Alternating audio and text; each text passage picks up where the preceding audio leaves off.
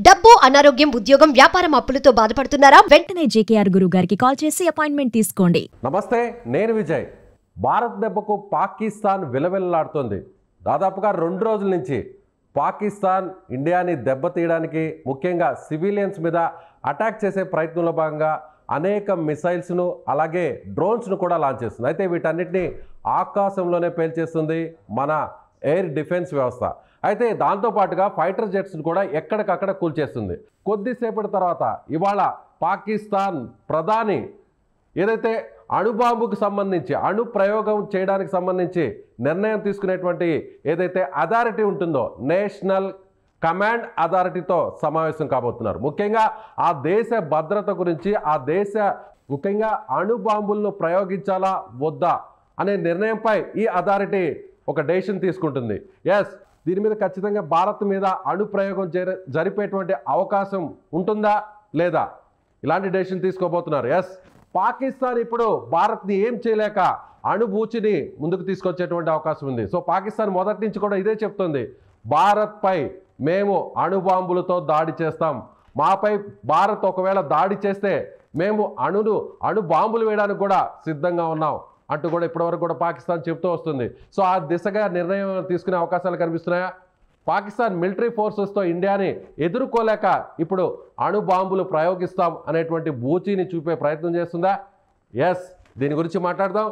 మనతో పాటున్నారు retired air force officer, wing commander Shyam Prasad గారు. సార్ నమస్తే. నమస్తే సార్.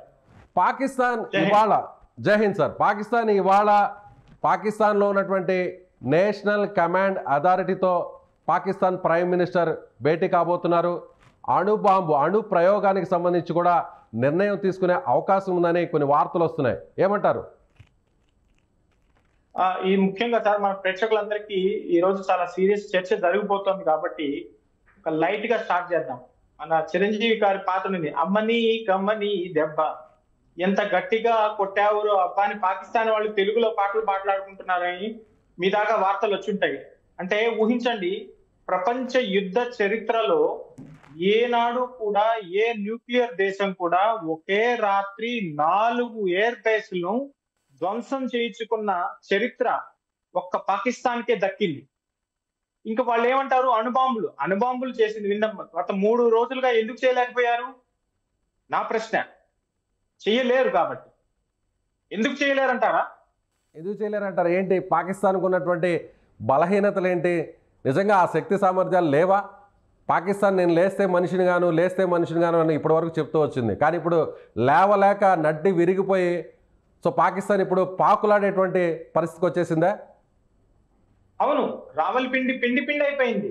ఒక రన్వేలో మీరు ఫోటోల్లో చూపించినట్టుగా ఇందాక అంత పెద్ద గుంట పూడ్చడానికి 10 గంటలు పడుతుంది సార్. ఇప్పుడు ఎయిర్ బేస్ ని ధ్వంసం చేశానంటే ఏంది, ఎకరాల కొద్దీ ధ్వంసం చేసుకుంటూ పోరు. రన్వేని ఉపయోగం లేకుండా చేసేస్తారు. ఆ రన్వేని మళ్ళీ ఉపయోగంలో తీసుకురావాలంటే 24 గంటల నుంచి 48 గంటలు పడుతుంది. ఒకే రాత్రిలో కాళరాత్రి లాగా నిన్న ఈ రోజు ఉదయం మన వాళ్ళు చేసిన పనికి వాళ్ళు ఏం చేశారు, ముందు డ్రోన్లు పంపించారు, హార్మ్లెస్ డ్రోన్లు, మనం ఏం చేస్తున్నాం చూడడానికి. తర్వాత ఏం చేశారు, పేలోడ్స్ ఉన్న డ్రోన్స్ పంపించారు. తర్వాత ఏం చేశారు, యుద్ధ విమానాలు పంపించారు, విమానాల సర్వేలెన్స్ పంపించారు, నౌకల్ని పంపించారు, న్యూక్లియర్ సబ్మెరీన్ అన్నారు. ఏమైంది? ఇప్పుడు న్యూక్లియర్ వెపన్స్ అంటున్నారు. ఏమవుతుంది? న్యూక్లియర్ వెపన్స్ ఉండగానే సరిపోతుందా? మన ప్రధానమంత్రి గారు ఏమన్నారు, ఆయన స్పీచ్ ఏమంది, న్యూక్లియర్ వెపన్స్ మీ దగ్గర ఉన్నాయి, మా దగ్గర ఉన్నాయి, వాటిని ఎలా వాడాలి మీరు చెప్పారు కదా. నడ్డి విరిగిపోయింది. లేచేదా ఆ మాట కూడా. సో మీటింగ్ ప్రపంచానికి చూపించడానికి కోసం నిన్న అప్పు తెచ్చుకున్నారు, ఈ రోజు మీటింగ్ అరువు తెచ్చుకుంటున్నారు. అంతకన్నా పెద్దగా చూడటం లేదు నేను. సో ఇప్పుడు ముఖ్యంగా అంటే భారత్ని ఎదుర్కోలేక, భారత్ మీద యుద్ధం చేయలేక, సో భారత్ మీదకి ఏ మిసైల్ పంపించినా, చివరాఖరికి ఫైటర్ జెట్స్ని పంపించినా కూడా మనం మన సరిహద్దులోనే కూల్చేస్తున్నాం. మన దగ్గర ఉన్నటువంటి చిన్న మిసైల్స్తోనే, ఆకాశ్ లాంటి మిసైల్స్తో వాటిని కూల్చేస్తున్నాం. అలాగే S-400 ద్వారా పాకిస్తాన్ నుంచి ఏ ఫైటర్ జెట్ కానీ ఏ మిసైల్ వచ్చినా కూడా అది మన భూభాగంలోకి రాకముందే ఆకాశంలోనే పేల్చేస్తున్నాం. సో ఇక పాకిస్తాన్ అందుకే ఇండియాని బెదిరించడం కోసం అణుబూచిని ముందుకు తీసుకొస్తుంది అనుకోవచ్చా? ఇవాళ పాకిస్తాన్ ప్రధానమంత్రి షహబాజ్ షరీఫ్ ముఖ్యంగా ఇవాళ నేషనల్ కమాండ్ అథారిటీతో సమావేశం కాబోతున్నారు. అంటే ఈ సమావేశంలో కేవలం సమావేశం మాత్రమే నిర్వహించే అవకాశాలు ఉందా? అణుబాంబులు ముఖ్యంగా అణ్వస్త్రాలను ప్రయోగించడానికి ఏదైనా కీలకమైనటువంటి నిర్ణయం తీసుకునేటువంటి అవకాశాలు ఇప్పుడున్నటువంటి పరిస్థితుల్లో ఎంతవరకు ఉన్నాయంటారు? చాలా కరెక్ట్ గా చెప్పారు సార్. మీరు చెప్పిన వాటిలో రెండు ఒకటి అర్థమైనాయి నాకు. ఒకటి అణుబూచి చూపించడం, రెండోది మీటింగ్ లో నిర్ణయం ఏంది. ఈ రెండు కూడా విచిత్రంగా మీరు ఊహించండి. మరి ఈ మీటింగ్ జరగకుండానే, అణుభూతిని జరగకుండానే మీరు యుద్ధ విమానాలు పంపించేశారా? 4 యుద్ధ విమానాలు కోల్పోయారా? కాదే. ఒకటి. రెండోది, ఈ అణుభూచి అనేది, ఈ మీటింగ్ అనేది కూడా రెండు బూచినే. ఎందుకంటారా? అణుభూచికి సిద్ధంగా ఉండాలంటే మీ దగ్గర వాటిని క్యారీ చేసే విమానాలు ఉండాలి, వాటిని క్యారీ చేసే నౌకలు ఉండాలి, వాటిని భుజానేసుకొని రాలేం కదా. సో ఈ రెండు లేవు కరాచీలో. మీరు ఊహించండి, వాళ్ళు 4 రోజులుగా వాళ్ళ డ్రోన్లు, యుద్ధ విమానాలు, సర్వేలెన్స్ విమానాలు, ఎలక్ట్రానిక్ సర్వేలెన్స్ విమానాలు, పేలోడ్స్ ఉన్న డ్రోన్లు, యుఏవీస్ అంటాం, ఆర్పీవీస్ అంటాం, అన్ని ప్రయోగించారు.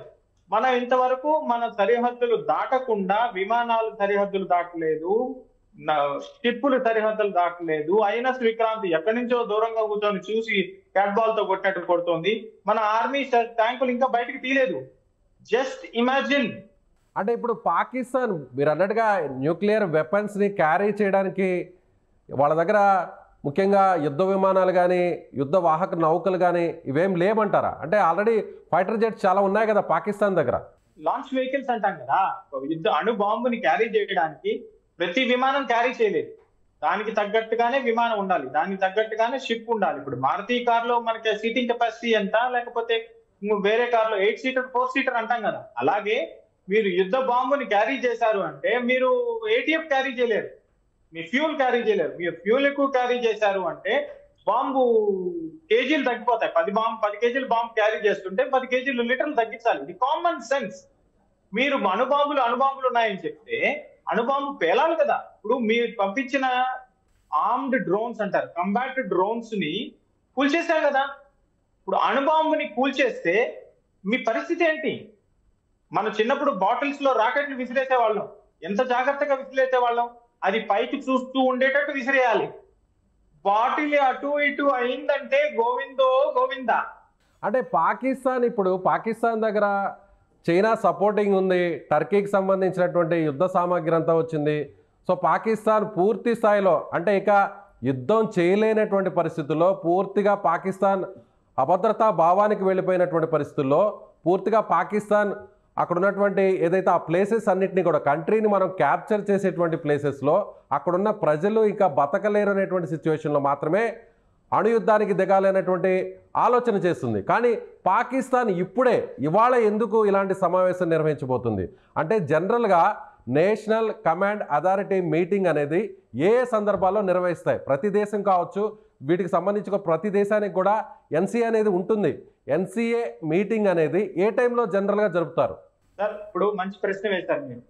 ఇంత సీరియస్ డెసిషన్, ఇంత మీటింగ్ జరుగుతోంది కదా, దీని వెనక what is the meaning behind it అంటే మనం న్యూక్లియర్ బ్రీఫ్ కేస్ అంటారు. American president nuclear brief case వేసుకొని తిరుగుతూ ఉంటాడు. అంటే ఏంటి? న్యూక్లియర్ బ్రీఫ్ కేస్ పెద్ద వెపన్లే ఉండవు, ఒక బటన్ ఉంటుంది. అది కమాండ్ అండ్ కంట్రోల్ సెంటర్ కి మెసేజ్ వెళ్ళిపోతుంది. గో నో గో అంటారు, లేదా మీరు వెళ్ళండి లేక వెళ్ళొద్దు అని. ఒక చిన్న బటన్, ఒక మెసేజ్. అది ఎప్పుడు 20 ఏళ్ల క్రితం. ఇప్పుడు అన్ని మొబైల్స్ వచ్చేసాయి కదా, టెక్నాలజీ కదా, మోషన్ సెన్సర్స్ వచ్చేసాయి కదా. పాకిస్తాన్ లో ఈ మీటింగ్ ఏంటి? మీటింగ్ లో ఎవరెవరు సభ్యులు? ప్రధానమంత్రి, ISI chief, army chief, air force chief, navy chief. Is a puppet prime minister. ఆయన చేతుల్లో ఏమీ లేదు. ఆయన అన్నయ్య గారు తగ్గండిరా బాబు, వెనక్కి తగ్గండిరా బాబు, కనీసం గోచన్నా మిగిల్చుకుందాం అనే స్థితిలో ఉన్నా గానీ ఒక మూర్ఖత్వం చెందిన, ఉన్మాదం చెందిన దేశం సార్. వాళ్ళ పౌరుల మీద నిన్న చూడండి, ఒక పౌర విమానం వెనక డ్రోన్లు పంపిస్తున్నారు.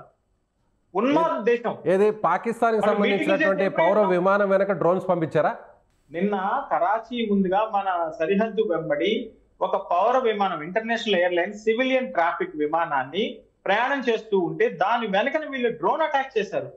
ఇంటర్నేషనల్ ఎయిర్లైన్స్ రూట్లు మార్చుకున్నాయి. నిన్న రాత్రి జరిగింది ఇది. అంటే ఏంటి? మీకు సివిలియన్ ట్రాఫిక్ కానీ, పాకిస్తాన్ పౌరులు కానీ, అంతర్జాతీయ పౌరులు కానీ మీకు ఒక పావులుగానే మాట్లాడుకునే దుస్థితిలో మీరున్నారు. అంత ఉన్మాద స్థితిలో మీరున్నారు. ఆలోచన విధానం అలా ఉంది. ఒక ఆర్మీ చీఫ్ కి ఎలాంటి ఆలోచన విధానం ఉండాలి? నా ప్రజల్ని కాపాడాలి, నా సైనికుల్ని కాపాడాలి, నా ప్రాణం పోయినా పర్లేదు, దేశం బాగుండాలి. ఇక్కడేమవుతుంది, పాకిస్తాన్ ఆర్మీ నా దేశం లేకపోయినా పర్లేదు, నా మాటే నెగ్గాలి అనే పిచ్చి ఉన్మత్తు ఉన్న ఒక వ్యక్తిత్వాన్ని, ఒక మనస్తత్వాన్ని, స్టేట్ ఆఫ్ మైండ్ ని మనం ఏమనగలం? వాళ్ళు మీటింగ్ చేసి ఏం సాధించగలరు? 4 రోజుల్లో చేయలేండి ఈ రోజు ఏం చేస్తారు? అణ్వాయుధాలు ప్రయోగిస్తాము అంటారు. ప్రయోగిస్తే ఏమవుతుంది? మన పాలసీ ఏంటి? No first use. దాని అర్థం ఏంటి? ఒక్కసారి మీరు చేశారు అంటే మీరు ఇంకా లేచే స్థితిలో కూడా ఉండరు. Pakistan will be raised from the map. ఇది మన మాజీ ప్రధానమంత్రి గారు వాజ్పేయి గారు ఏనాడో చెప్పారు. మీరు శ్యామ్ ప్రసాద్ గారు ఒక కామన్ మ్యాన్ కి, సివిలియన్స్ కి, జనరల్ గా ఉండే సివిలియన్స్ కి అర్థమయ్యే విధంగా, ఒకవేళ పాకిస్తాన్ నిజంగా పాకిస్తాన్ ఆలోచన విధానం అంతా కూడా టెర్రరిస్ట్ బుద్ధితో కూడుకున్నటువంటి మైండ్ సెట్ పాకిస్తాన్కి సంబంధించిన ఆర్మీ ఆఫీసర్స్కి, చీఫ్స్ కూడా ఉందని మనకు అర్థమైంది. అయితే ఒకవేళ ఈ మీటింగ్లో ఏదన్నా తీసుకోరా అని డెసిషన్ ఏమన్నా తీసుకుంటే, సో ఒకవేళ అణ్వస్త్రాలను ప్రయోగించాలి అనేటువంటి ఒక దుందుడుకు చర్యతో, దుస్సాహసానికి ఒకవేళ పాకిస్తాన్ దిగితే, ఒకవేళ మన మీద న్యూక్లియర్ అటాక్ చేయాలనేటువంటి ప్రయత్నం చేస్తే దాన్ని మనం ఏ స్థాయిలో నిలువరించగలం, ఏ స్థాయిలో మనం బ్రేక్ చేయగలం? ఒకసారి కామన్ మ్యాన్కి అర్థమయ్యే విధంగా చెప్పగలరా? అద్భుతంగా నిలువరించగలం సార్. 2 విషయాలు కామన్ మ్యాన్ కి అర్థమయ్యే విధంగా. ఇప్పుడు మనం కార్లో ప్రయాణిస్తున్నాం అనుకోండి, లేదా స్కూటర్ లో ప్రయాణిస్తున్నాం అని, మన ఇండికేటర్ వెయ్యంగానే ఆ ఇండికేటర్ సౌండ్, బీప్ బీప్ అనే సౌండ్ కానీ, లేకపోతే కార్ వైపర్ వేసినప్పుడు ఆ సౌండ్ కానీ పక్కన ఉన్న 4-5 కార్లు కనుక కారు కూడా వినిపిస్తుంది. ఎందుకంటే దాని sensor sound minimum sound. Scooter indicator కూడా ఆపోజిట్ వచ్చే వ్యక్తికి ఈజీగా వినిపిస్తుంది. ఇప్పుడు నిన్న మొన్న వాళ్ళు చేసింది ఏంది? ఆర్మ్డ్ కంబాట్ డ్రోన్స్ ని పంపించారు. మనం ఏం చేసాం? అవి టేక్ ఆఫ్ కాకముందే వాటిని గ్రహించి మన సెన్సర్ తో వాళ్ళ నెత్తి మీదే కూల్చేసాం. రేపు అణుబాంబును మీరు ప్రయోగిస్తే అది మీ నెత్తి మీద కూలితే, ఈ రోజు పడిన ఎయిర్ బేస్ లో వన్ ఆఫ్ ద రన్వేస్ లో పడిన పెద్ద గుంట లాంటి గుంట మీ జనావాసాల మీద పడితే, కామన్ సివిలియన్స్ మీద, నార్మల్ పాకిస్తానీ పౌరుల మీద పడితే దాని కంప్లీట్ పూర్తి బాధ్యత పాకిస్తాన్ ప్రభుత్వాన్ని, పాకిస్తాన్ మిలిటరీదే అవుతుంది. ఎవరికి నష్టం జరుగుతుంది? ఇప్పుడు మీరు విజువల్స్ చూపిస్తున్నారు కదా, అంత పెద్ద గుంట పడితే ఏంది? ఒక నార్మల్ డ్రోన్ అది. సో ఇప్పుడు మనం చూస్తున్నటువంటి ఈ గుంత, శ్యామ్ ప్రసాద్ గారు, ఇప్పుడు మనం చూస్తున్నటువంటి ఈ గుంత పాకిస్తాన్కి సంబంధించినటువంటి రన్వే మీద పడినటువంటి ఒక డ్రోన్ అనుకోవచ్చా? అంటే ఫైటర్ జెట్స్ ఇక టేకాఫ్ అవడానికి ఛాన్సెస్ లేకుండా చేసింది అనుకోవచ్చా మన ఇండియన్ ఆర్మీ? అంతే కదా. ఇప్పుడు రన్వేలో ఇప్పుడు 4 ఎయిర్ ఫోర్స్ స్టేషన్ల మీద ఇండియన్ అటాక్ జరిగింది. మనం మిసైల్స్ వేసాం, ఆర్మీ డ్రోన్స్ వేసాం అంటే మొత్తం ఏరియానంతా ధ్వంసం చేయక్కర్లేదు. వాళ్ళ రన్వే మీద కన్నా 2 గుంటలు పడితే, ఒక్కో గుంట కనీసం 5-6 అడుగుల లోతు ఉంటుంది, 5-6 అడుగుల వెడల్పు ఉంటుంది. అంత గుంటను పూడ్చాలి అంటే ర్యాపిడ్ సిమెంట్ అని అవసరం అవుతుంది. ఆ ర్యాపిడ్ సిమెంట్ కూడా ఆరడానికి 4 గంటలు పడుతుంది. తర్వాత ఇపాక్సీ ప్లాస్టిక్ చాలా రకరకాలు ఉంటాయి. వెంటనే కట్టాలంటాం కదా, అవన్నీ చేయడానికి 24 గంటలు పడతాయి. 24 గంటల్లో ఇండియా వచ్చి మీ పక్కన కూర్చోదన్న గ్యారెంటీ ఏంటి? Absolutely guaranteed that we will be there in front of you without talking the doorbell. Sir, as a wing commander గా మీ ఎక్స్పీరియన్స్ లో చెప్పండి. ఇప్పుడు ఆల్మోస్ట్ పాకిస్తాన్ మొత్తం ఎయిర్ స్పేస్ అంతా కూడా క్లోజ్ చేసింది, ప్యాసింజర్స్ ఫ్లైట్స్ ను కూడా క్లోజ్ చేసింది, అన్ని ఎయిర్పోర్ట్స్ ను కూడా క్లోజ్ చేసింది. ఎందుకు ఈ డెసిషన్ తీసుకుంది? అలాగే ఇప్పటికే ముఖ్యమైనటువంటి కీలకమైనటువంటి ఎయిర్ బేస్లన్నింటినీ కూడా మనం కొలాప్స్ చేసాం. వాళ్ళకి సంబంధించినటువంటి ఎయిర్ డిఫెన్స్ సిస్టమ్ను కూడా మనం పూర్తిగా బ్రేక్ చేసాం. సో ఇప్పుడు పాకిస్తాన్ ఒక రకంగా ఆత్మరక్షణలో పడిపోయింది అనుకోవచ్చా? ఏ సమయంలో అయినా సరే మన ఫైటర్ జెట్స్ ఆ ప్లేసెస్ మీద అటాక్ చేసేటువంటి ఛాన్సెస్ ఉన్నాయనుకోవచ్చా? ఇప్పటి వరకు నార్మల్ డ్రోన్స్, సర్వేలెన్స్ డ్రోన్స్ పంపించిన వాళ్ళు నిన్న మన మీద మిసైల్స్, కంబాట్ డ్రోన్స్ పంపించారు. ఇది ఎస్కలేటివ్ లాడర్ లో, అంటే అంచెలంచెలుగా ఎదుగుతున్న వార్ ఎస్కలేషన్ లో మరో అంచె ఎదిగింది. లాడర్ లో నిచ్చెన మీద ఇంకో అడుగు వాళ్ళు పైకి వేశారు. వాళ్ళు పైకి వేసిన తర్వాత మనం ఏం చేసాం? 4 ఎయిర్ బేస్లు కూల్చేసాం. ఒక మిసైల్ కి, ఒక డ్రోన్ కి సమాధానం 4 ఎయిర్ బేస్లు అయితే, ఒక అణుబాంబుకి సమాధానం మీరే ఊహించండి. మన ప్రేక్షకులకు అర్థమయ్యేటట్టు చెప్దాం. మీరు ఒక రాయి వేస్తే మీ ఇల్లు కూల్చేస్తాం. బుల్డోజర్ సిస్టమ్ నడుస్తోంది ఇక్కడ. లా అబైడింగ్ సిటిజన్స్ మంది, లా అబైడింగ్ కంట్రీ మంది. మీలాగా టెర్రరిస్టులు ఉత్పత్తి చేసే ఉన్మాద దేశం కాదు. ఒక బాధ్యతాయుతమైన, ప్రపంచంలో పేరు కన్నా, ప్రపంచంలో అతిపెద్ద జనాభా గల దేశం ఇది. ప్రతి అడుగు కూడా ఆచి తూచి వేస్తాం. మన విమానాలు ఇంకా ట్రై కూడా చేయలేదు, ఎందుకంటే మనం చేయకూడదు అనుకున్నాం, మనం నిర్ణయించుకున్నాం ఎస్కలేషన్ మేము చెయ్యము.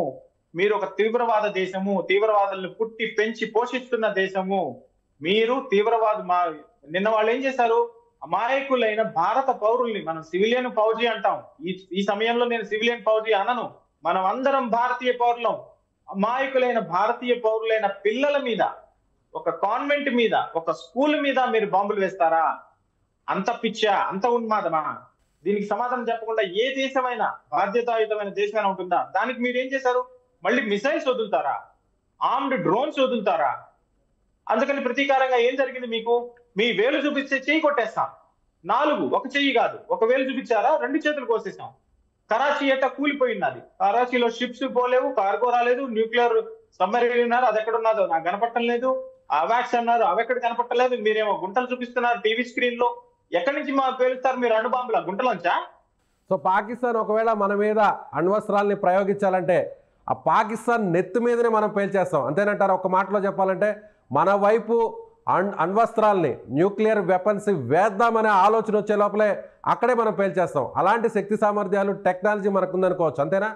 చాలా కరెక్ట్ గా చెప్పారు సార్. వాళ్ళు గనక ఈ దుశ్చర్య చేస్తే, ఈ పిచ్చి ఆలోచన చేస్తే, వాళ్ళ నెత్తి మీదే పేలే ఛాన్సెస్ కాదు, వాళ్ళ నెత్తి మీదే పేలుతాయి.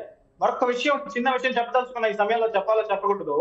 మన అణుబాంబు ప్రయోగాలు జరుగుతున్నప్పుడు అమెరికా వాళ్ళు మన నెత్తి మీద అంతా కెమెరాలు పెట్టేశారు, శాటిలైట్ కెమెరాస్. వాళ్ళకి అర్థమే కాలేదు. ఇప్పుడు టెక్నాలజీ లేని పరిస్థితుల్లో, మన దగ్గర టెక్నాలజీ ఎవరు అమ్మని పరిస్థితుల్లో మనం వాళ్ళ కంటికి తెలియకుండా మన అణు పరీక్షను నిర్వహించాం. మీరు చూపిస్తున్నారు కదా, పోఖ్రాన్లో మనం అప్పుడు చేశాం. ప్రధానమంత్రి వాజ్పేయి గారు, మాజీ గతంలో రాష్ట్రపతిగా పనిచేసినటువంటి మిసైల్ మ్యాన్ అబ్దుల్ కలాం గారి నేతృత్వంలో జరిగింది. ఇది ప్రపంచమే షాక్ అయింది. అబ్దుల్ కలాం గారు ఎలా చేశారు? మనం రాత్రి అంతా పని చేసుకొని ఆ శాండ్ డ్యూన్స్ అంటాం కదా, ఇసుక గుట్టల్ని కదల్చకుండా, వాళ్ళు అమెరికన్ లేని పిచ్చి వాళ్ళు, ఇసుక గుట్టలు సరిగ్గా ఉన్నాయి కదా లెక్కలేసుకున్నారు వాళ్ళు. ఇసుక గుట్టల కింద అబ్దుల్ కలాం గారు కూర్చోన్నారు, విషయం తెలీదు. గొప్ప దేశభక్తుడు ఆయన, మన దేశానికి రాష్ట్రపతి. మన జాతి చూస్తామా, మతం చూస్తామా? మన దేశం ఎంత గొప్ప దేశం. ఇట్లా పిల్ల పిచ్చి వేషాలు వేస్తూ ఉన్మత్తు ప్రయోగాలు చేస్తే మీరు అన్నట్టు వాళ్ళ నెత్తి మీద పేలే ఛాన్స్ కాదు, తప్పకుండా పేలుతుంది. యాజ్ ఏ వింగ్ కమాండర్గా ఫైనల్గా ఈ అణుబాంబు విషయంపై మీరేం చెప్తారు? మన ఇండియన్స్కి, మన సివిలియన్స్కి ఎవరు కూడా ఎలాంటి టెన్షన్ పడకుండా ఉండాలంటే మీరేం చెప్తారు? సో పాకిస్తాన్ కూడా ఏం చెప్తారు? మాట చెప్తాను, మీరేం అనుకోనంటే ఒక మాట చెప్తాను. అణుబాంబు కాదు, తుస్సు బాంబు అది. సార్ విజయ్ గారు, మీరు మరీ అన్యాయం సార్. 500 డ్రోన్లు పోయినాయి, వాళ్ళ దగ్గర ఏమి లేవు సార్, షిప్పులు లేవు. ఉన్న 2 అణుబాంబులు కూడా మీరు తీసుకురమ్మంటే అవి పేలకపోతే రేపు పాకిస్తాన్ మనకు కనపడదు. అయ్యో, ఒకప్పుడు పాకిస్తాన్ ఉన్న దేశం ఉన్నది, వాళ్ళ ప్రజలు బాధపడాల్సి వస్తుంది. మీరు ఆఫ్ఘనిస్తాన్ ఊహించండి, 40 ఏళ్ల క్రితం ఎంత గొప్ప దేశం అది, ఈరోజు ఏమైంది? Yes right sir, thank you for your information. So ఇది wing commander, retired air force officer, wing commander, చాలా కీలకంగా పనిచేసినటువంటి అధికారి చెప్తున్నటువంటి వ్యాఖ్యలు.